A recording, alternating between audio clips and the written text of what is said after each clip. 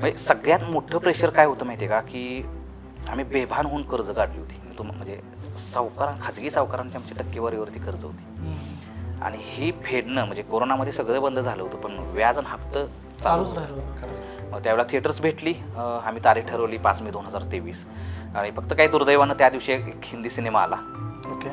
आणि पुन्हा जे काही मराठी चित्रपटांचं होतं, एखादा हिंदी सिनेमा आल्यानंतर थोडं थिएटर्स कमी भेटणं वगैरे ती गोष्ट आहे आणि ती आपल्या बाबतीत पण झाली आणि त्याच्यामुळं आम्हाला थिएटर्स कमी मिळाली. म्हणजे ही कॅल्क्युलेटेड रिस्क होती खरं तर. म्हणजे चित्रपट ही आपण म्हणतो जुगार आहे, आपण म्हणतो रिस्क आहे बरोबर आहे, पण ती कॅल्क्युलेटेड रिस्क करता आली पाहिजे. म्हणजे मला तो विश्वास होता की त्यांना ही घेतलेली कॅल्क्युलेटेड रिस्क होती. म्हणजे अशीच अनकॅल्क्युलेटेड नव्हती की काय होईल ते होईल, तसं नव्हतं. माझी गणितं होती त्याच्यामध्ये आणि ही गणितं तिथंपर्यंत साध्य म्हणजे आपलं प्रोडक्ट चांगलं असेल ना तर ह्या गोष्टी होतात ॲटोमॅटिक. तर मग म्हणजे झी सोबत असताना आणि सचिन सोबत असताना, रिलीज एवढा मोठा असताना त्यावेळेला अर्थातच ह्या रिकव्हरी वगैरे सगळ्या गोष्टी होत होत्या. म्हणजे मी माझ्यासोबत ज्यांनी मला पैसे वगैरे दिले होते मदतीच्या भावनेतून, त्यांना ह्या सगळ्या गोष्टी तिथं सहज त्यांना परतावा मला देता आला असता. पण तो एक मोठा टर्निंग पॉईंट होता लाईफमध्ये, लॉकडाऊन सुरुवात होणं. कारण जे मी परत चित्रपट सुरुवातीला म्हटलं की जे मी लिहिलं स्टोरीमध्ये ज्या पद्धतीने लिहिले तसंच माझ्या लाईफमध्ये ते घडत गेलं. त्याचा प्रवास तिथून चालू झाला. म्हणजे सगळ्यात मोठं प्रेशर काय होतं माहिती आहे का, की आम्ही बेभान होऊन कर्ज काढली होती. म्हणजे खाजगी सावकारांची आमची टक्केवारीवरती कर्ज होती आणि ही फेडणं म्हणजे कोरोनामध्ये सगळं बंद झालं होतं, पण व्याज आणि हप्तं चालूच राहिलं होतं. याच्यातून मिळालं. मोरटोरियम पिरियड मिळाला पहिला, काहीतरी 3 महिने मिळाला असेल, पण पुन्हा नाही भेटला. मग ह्या केसमध्ये सगळ्यात मोठं प्रेशर खरं तर माझ्यावरती ते होतं की परतफेड कशी करायची. शक्यच नव्हतं एवढी मोठी रक्कम. थांबलं नाही, सगळं म्हणजे आपलं जगच बंद पडलं, त्याच्यामुळे ते सगळंच थांबलं. जिथल्या तिथं सगळं थांबलं. कोरोनामध्ये मग आम्ही एक सस्टेन व्हायचा फक्त ह्याच्यातून. म्हणजे मी तेच सुरुवातीला म्हटलं की मला हत्यार बनवायला खूप आवडतं. म्हणजे मी थांबत नसतो कधी. मग त्यावेळेला मला सुचलं की अरे नाही, आपण आता शेती करूयात. आपल्याला काय करायचं आहे, फक्त पिचवरती टिकायचं आहे. आत्ता आपलं संघर्ष म्हणजे कुठला आहे, फक्त अस्तित्व जिवंत ठेवणं एवढाच आहे. आपल्याला एक पाऊल पुढं नाही गेलं तरी चालतंय, आत्ता जिवंत राहूयात. म्हणून मग मी शेती करायचा निर्णय घेतला. शिराळ्यामध्ये 5 एकर शेती घेतली. मी तेंडल्या चित्रपटातले 4-5-6 बाल कलाकार होते, त्यांना घेऊन मी शेती करायला लागलो. माळवं केलं. माळवं आम्हीच करायचो, आम्हीच बाकीच्या गावामध्ये जाऊन विकायचो लॉकडाऊन दरम्यान. आणि मग त्याच्यानंतर पुन्हा त्याच्यामध्ये अजून एक ट्रॅजेडी म्हणजे 21चा पूर आला. बरोबर. आमचं गणित लय भारी बसत होतं. आम्हाला अक्षरशः खुरपं घ्यायला भांडवल नव्हतं, खुरपं विकत घ्यायला भांडवल नव्हतं.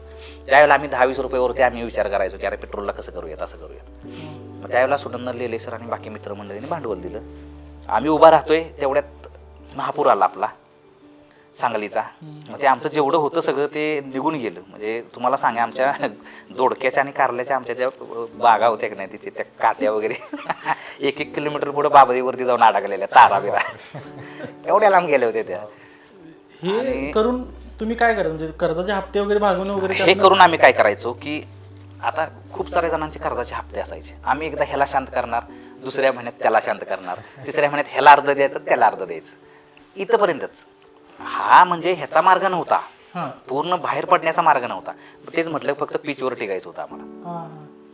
आणि मग याच्यातून आम्ही वाट बघत होतो कधी कोरोना संपतोय आणि थिएटर कधी चालू होत आहेत. मग काय झालं की कोरोना गेला आणि पुन्हा थिएटर चालू झाली.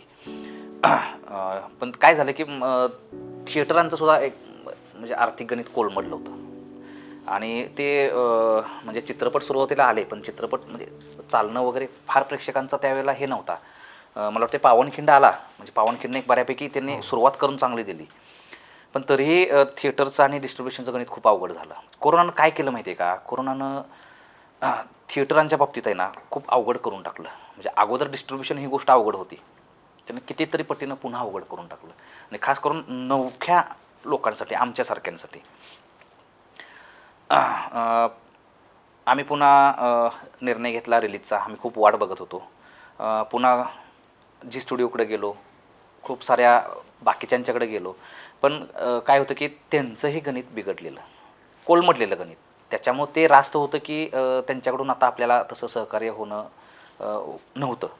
त्यामुळं मग आम्ही आमचा निर्णय घेतला की आमच्या पद्धतीनंच सिनेमा थिएटरमध्ये आणायचा. बरं. म्हणजे मी ज्यावेळेला लेखनाला सुरुवात केली त्यावेळेला मी ही कल्पना केली नव्हती की आपण निर्माता आपल्यालाच निर्मिती करावी लागेल, दिग्दर्शन करावं लागेल. थोडं सुरुवातीला माहीत झालं होतं, पण आपणच निर्मिती करायची हे माहीत नव्हतं. निर्मिती ज्यावेळेला मी निर्माता म्हणून आलो त्यावेळेला हे माहीत नव्हतं की आपल्यालाच पुन्हा चित्रपट पुढं जाऊन प्रेझेंट आणि डिस्ट्रीब्यूट करायचं आहे. तर ती वेळ आली आणि ती स्वीकारली. आम्ही सुनंदन लेले सरांशी चर्चा केली आणि आम्ही पुन्हा एकदा टीमवर्क करायचं ठरवलं. आमच्याकडे लिटरली बजेट 0 होतं आणि थिएटरमध्ये लावायचं ठरलं. आम्ही ॲक्च्युली म्हणजे आम्ही ऑगस्ट एंटरटेनमेंट आमच्यासोबत होतं ॲज अ डिस्ट्रीब्युटर म्हणून. मग त्यावेळेला थिएटर्स भेटली, आम्ही तारीख ठरवली 5 मे 2023 आणि फक्त काही दुर्दैवानं त्या दिवशी एक हिंदी सिनेमा आला. ओके. आणि पुन्हा जे काही मराठी चित्रपटांचं होतं एखादा हिंदी सिनेमा आल्यानंतर थोडं थिएटर्स कमी भेटणं वगैरे ती गोष्ट आहे आणि ती आपल्या बाबतीत पण झाली आणि त्याच्यामुळं आम्हाला थिएटर्स कमी मिळाली. ही एक बाजू पण आहे. दुसरी बाजू अशी की आमच्याकडं बजेट प्रमोशन आणि मार्केटिंगसाठी नव्हतं, त्याच्यामुळं आम्हाला लोकांच्यापर्यंत पोचता आलं नाही.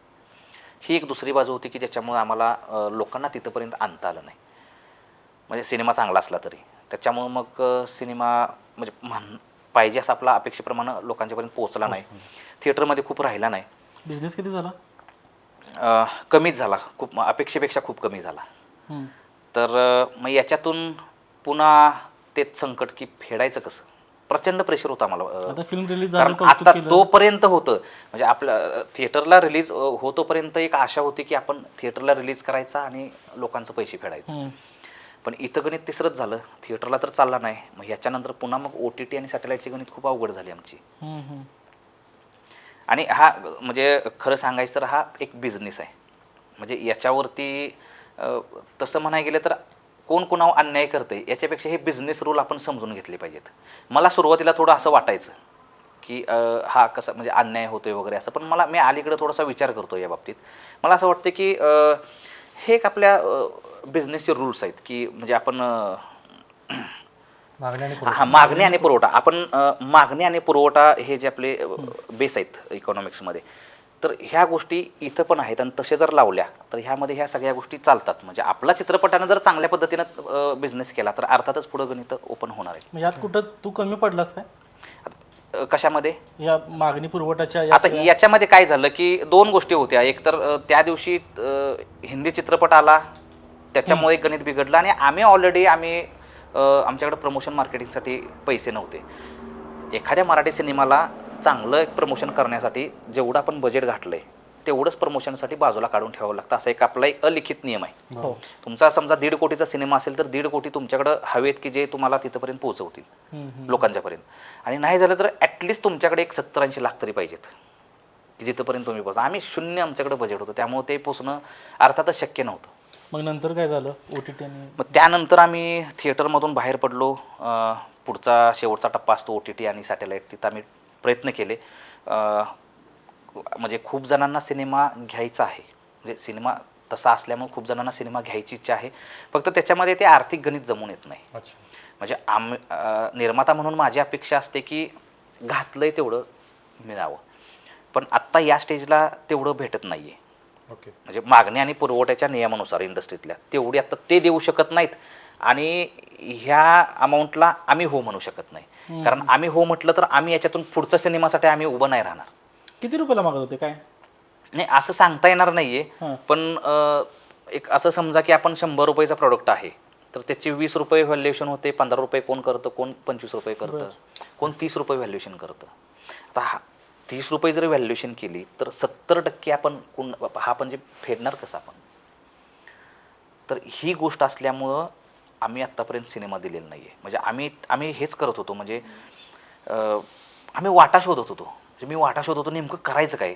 कारण चित्रपट डब्यामध्ये ठेवणं एवढं सगळं घालवून आपण चित्रपट डब्यात ठेवणं हे बघवत नाही गोष्ट. आणि खूप साऱ्या निर्मात्यांची पण ही अशीच गोष्ट आहे. मग 2023 पासून सिनेमा थिएटरमधनं उतरल्यापासून हा माझा प्रवास चालू झाला आहे. खूप ठिकाणी आम्ही भेटलो, रिझल्ट हेच होते आणि आम्ही त्याच्यातून उभा राहू शकत नव्हतो. मग त्याच्यातून मग काय झालं की आम्ही म्हणजे मीन व्हाईल खूप जणांना सिनेमा पाहायचा होता अर्थातच.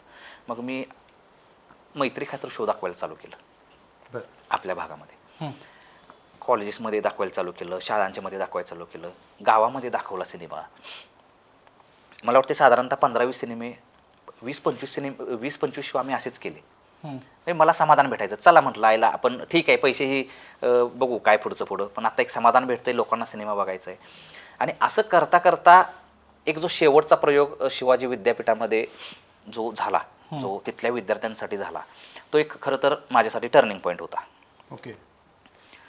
त्या शोला एक मला असं क्लिक झालं त्या शोला. आणि त्याच वेळेला तो शो बघून जे आपले कोल्हापूरचे समीक्षक आहेत, चित्रपट समीक्षक आपले जवळचे मित्र डॉक्टर अनमोल कोठाडिया, त्यांनी या शोवरती आणि सिनेमावरती दुसऱ्या दिवशी त्यांनी जे फेसबुकला लिहिलं, तर ह्या 2 गोष्टीमुळं मला एक आयडिया सुचली की आपण मग असंच का नाही, असंच पुढं जायचं, आपण एक मानधन घेऊयात आणि असंच पुढं कॅरी करूयात. कारण हा शो लहान मुलांना आवडतोय सिनेमा बघायला, गावाकडे दाखवला वयस्कर लोकांना आवडतोय, आणि आत्ता कॉलेजमध्ये आपण बघितलं तरुण मुलांना आवडतोय. म्हणजे हा सिनेमा जरी समजा आपल्या 30च्या पुढच्या म्हणजे 98 काळातला सिनेमा जरी बोलत असला तरी आत्ताच्या पिढीला सुद्धा हा कनेक्ट होतोय, हे मला त्या शोमधून जाणवलं. आणि त्याच्यातून मग मी ठरवलं की आपण अशा पद्धतीनं पुढं जाऊयात. माझा पहिला कॉल मी सुनंदन लेले सरांना केला. सरांना अर्थातच सरांचा पहिल्यापासून मला प्रत्येक गोष्टीला पाठिंबा आहे. सर म्हटले हो पुढं मी आहेच, सोबतच आहे तुझ्या. दुसऱ्यांदा मी अनमोल कोठाडिया सरांना केला, असे आहे. सर म्हटले मी आहे, सोबतच आहे. आणि इथून मग त्याच्यानंतर मी स्वप्नील राजशेखर सर असतील त्यांच्याशी बोललो. आणि महत्त्वाचे डॉक्टर प्रमोद काळे आहेत आपले ह्याचे, त्यांच्याशी बोललो. तर त्यांनी पण चांगला सपोर्ट केला. असे खूप जवळच्या लोकांशी आम्ही ह्या गोष्टी मी चर्चा केली. ते म्हटले जाऊयात पुढं. मग ह्या म्हटलं एक नाव काय ठेवावं, तर मी तेंडले आपल्या दारी. म्हणजे आता दिग्दर्शक आणि निर्माता लोकांच्या दारापर्यंत चालला आहे सिनेमा घेऊन, म्हणून मी आपले तेंडले आपल्या दारी असं त्याचं एक ह्या उपक्रमाचं नाव ठेवलं आहे. मी खरं तर ह्याला अजून उपक्रमच म्हणतोय. म्हणजे मला चळवळ हा शब्द पाठीमागं लावायला आवडेल, लावायचं मला बघायचं आहे ते. आणि ही चळवळ अर्थात हा शब्द खूप जड आहे. म्हणजे माझी इच्छा आहे की म्हणजे माझं स्वप्न पण आहे की ह्या उपक्रमाला ह्या शोजना 1000 शो करायचे आणि एका चळवळीमध्ये रूपांतर करायचं. म्हणजे जसे मी त्याच्यानंतर आम्ही काही मानधन घेऊन आम्ही हे शो चालू केले तर खूप चांगला प्रतिसाद, म्हणजे अपेक्षेपेक्षा चांगला प्रतिसाद याच्यामध्ये यायला लागलाय. लोक पैसे देतात आणि लोक पैसे देतात, फक्त पैसे देऊन थांबत नाहीत. लोक एकमेकाला दुसऱ्यांना कनेक्ट करतात. आपला तेंडल्या शो अजून जास्त ठिकाणी लागावा यासाठी लोक मदत स्वरूप करतात. सांग मला त्याचं कसं असते, म्हणजे तू काय अरेंजमेंट काय करतोयस? याचं स्वरूप नाही, याचं स्वरूप खूप सिम्पल आहे. म्हणजे की आम्ही थिएटरमध्ये पण हा सिनेमा दाखवलाय. अगदी 6x8चा जो आपला शाळेतला पडदा असतो ना, प्रोजेक्टर असतो, त्याच्यावरती पण दाखवलाय. आणि त्याच्याही पुढचं अगदी घरातलं धोतर असतं का, आम्ही अशाही ठिकाणी धोतर लावलंय आणि एक प्रोजेक्टर साधा, आणि अशावरती लोकांनी सिनेमा पाहिलाय. म्हणजे जे आपले एक 20 वर्षापूर्वी आपण जे जसं करायचो ना, तशा पद्धतीनं हा सिनेमा, हा उपक्रम अगदीच नवीन नाहीये. हा जुनाच आहे. फक्त याच्यामध्ये कसं झालं की मासपर्यंत पोचणं हे आत्ता पहिल्यांदाच घडायला लागलंय या सिनेमाच्या निमित्तानं. त्यामुळं सुरुवाती काय झालं की ज्यावेळेला मी असं ठरवलं त्यावेळेला सुनंदन लेले सरांशी चर्चा केली, अनमोल कोठाडिया सरांशी केली आणि दोघांशी चर्चा केली. त्यानंतर आम्ही एक प्रेस कॉन्फरन्स घेतली कोल्हापुरातून. माझी इच्छा होती की कोल्हापूरला एवढा मोठा आपला एक कलेचा वारसा आहे आणि त्याला आश्रय दिला जातो, तर तिथूनच ह्या उपक्रमाची सुरुवात व्हावी. त्यामुळे आम्ही एक प्रेस कॉन्फरन्स घेतली आणि मीडियासमोर आम्ही ह्या गोष्टी जाहीर केल्या की आम्ही ह्या माध्यमातून येतोय.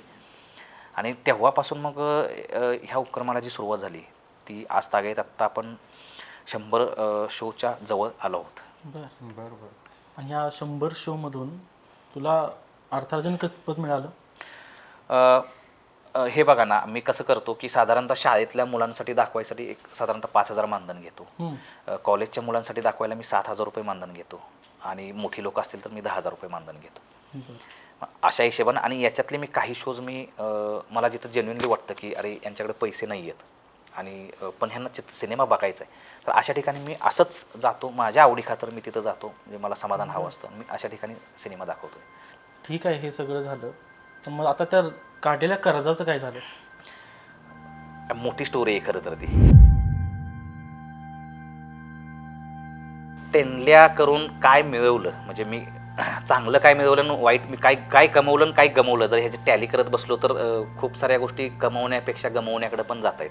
आता यात मला असा एंड तेंडल्याचा व्हावा कधीच वाटत नव्हतं. ओके. मला पॉझिटिव्हच एंड आहे, काय पण करून पॉझिटिव्ह एंड करायचं तो अजूनही एंड झालेला नाही. आणि अजूनही एंड त्याचा एंड झालेला नाहीये. तुम्ही एवढी मेहनत केलेली आहे, वेगवेगळ्या अडचणी आलेल्या आहेत तुमच्या लाईफमध्ये.